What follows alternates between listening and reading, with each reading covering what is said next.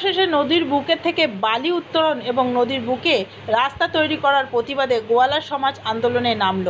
নদী থেকে অবৈধভাবে বালি উত্তোলন করার প্রতিবাদে বিভিন্ন সমাজ ও সংগঠন এবং রাজনৈতিক দলের কর্মীরা সোচ্চার হয়েছেন। এবার পশ্চিমবঙ্গ গোয়াল সমাজের সদস্য সোচ্চার হয়েছে। সাংবাদিক সম্মেলনে গোয়ালা সমাজের চেয়ারম্যান নয়ন গোপ জানান, দামোদর ও অজয় নদীর বুকে অবৈধভাবে রাস্তা নির্মাণ করে চলেছে, ফলে আগামী দিনে নদীর পথ বাধাপ্রাপ্ত হয়ে এলাকা প্লাবিত হয়ে বহু মানুষের জীবনের আশঙ্কা রয়েছে।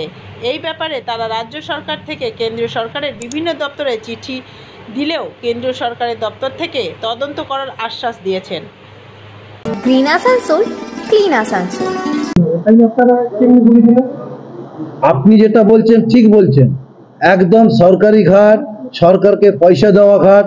আমাদের বক্তব্য হচ্ছে এনভায়রনমেন্ট ক্লিয়ারেন্স দপ্তরে যে ইম্প্যাক্ট অ্যাসেসমেন্ট যে রিপোর্ট, সেখানে যে গাইডলাইনগুলি ফলো আপ করার কথা, সেই গাইডলাইনগুলি তারা মানছেন না। আপনি আমাকে বলুন তো, কোন আইনে নদীর বুকে রাস্তা তৈরি করতে পারে? কে তাদের অথরিটি দিয়েছে যে নদীর বুকে রাস্তা তৈরি করবে, নদীর বুকে হ্যাভি মেশিন নামাবে? পারে? কোনো আইনে লেখা আছে? একটা গাছ যদি নষ্ট হয়, সেই গাছটার উপর যে পশু পাখি বাস করতো তারও রিহ্যাবিলিটেশনের প্রয়োজন আছে।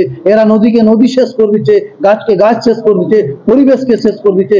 এমন একটা জায়গাতে দাঁড়িয়েছে, দামোদর অজয়কে বাঁচানোর একটা আমরা ডাক দিচ্ছি।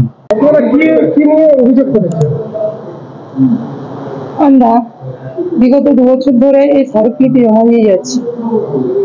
আমাদের যে এখন পিলার ঘাটে যে বালিটা উত্তোলন হচ্ছে, সেটা কেউ একজন মলয় কাজা নামে উত্তোলন করছে, সেটাই শোনা যাচ্ছে। তো উনি বেপরোয়াভাবে বালিটা উত্তোলন করে নিয়ে যাচ্ছে, যেটা শিডিউল সেটাও উনি মানছেন না। আমাদের একটা গ্রামের শেষে একটা যোগাযোগের ব্যবস্থা, একটা ব্রিজ আছে, যেটা নুনিয়া ব্রিজ, নুনিয়া নদীর উপর অবস্থিত। তো ওই ব্রিজটা 6 চাকা, উনি বেপরোয়াভাবে সেটার উপর দিয়ে 16 চাকা গাড়ি নিয়ে যাচ্ছে, সেটা ওভারলোডিং।